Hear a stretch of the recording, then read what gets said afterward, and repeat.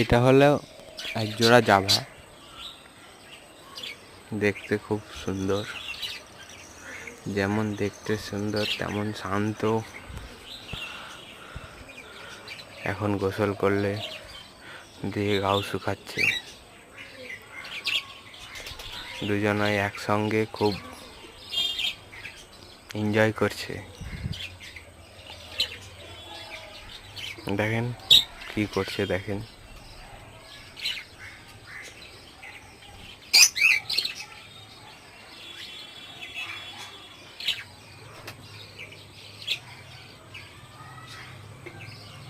তারা খুব আনন্দে আছে।